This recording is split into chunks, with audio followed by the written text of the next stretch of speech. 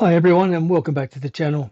If this is your first time, my name's Peter. I'm a retired maritime trainer and assessor. These days I'm the captain of a rescue vessel and I conduct marine radio license exams. In today's video we're going to focus on a transit. A transit is probably the easiest and most valuable position line of all. If you're a boater or a skipper, you're probably already familiar with leading lights or leads, which are in fact transits that are used to maintain a safe position when navigating in a channel. In nautical navigation, a transit is a visual technique or method that is used to check or confirm a vessel's position or course.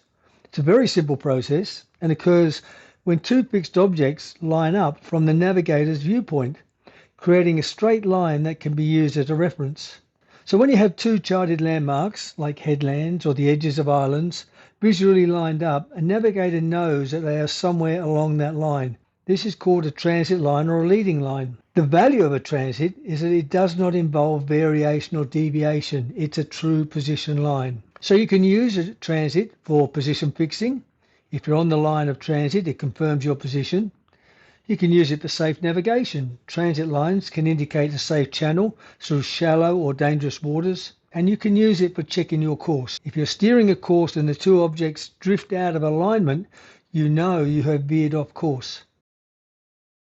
A transit bearing is probably the most accurate of them all. You don't even need a compass. When two objects are in line, they are said to be in transit. It matters not whether they are lights, chimneys, hills, spit posts, buoys, or any combination whatever.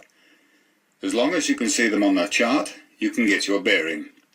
You're approaching Hayman Island from the southwest, and you can see that dead ahead, the western edge of Langford Island is in line, in transit, with the light on the end of Hayman Island jetty.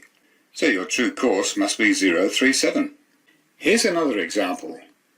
You're travelling north around 20 degrees 16 minutes south, 149 degrees 09 minutes east, and you see that the eastern tip of Weirambia Island appears to touch the eastern end of Irraby Island.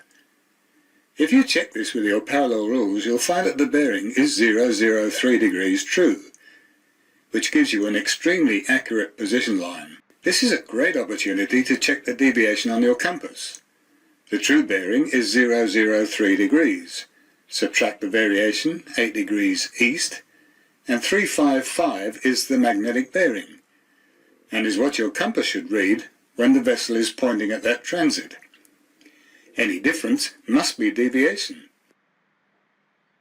When you're planning a trip, look at the chart for any transits you're going to see en route and check the compass on them as you pass. Well, there you have it. How to find and use transits. Please remember there are 7 previous videos in this series, so be sure to watch them and see you in the next video.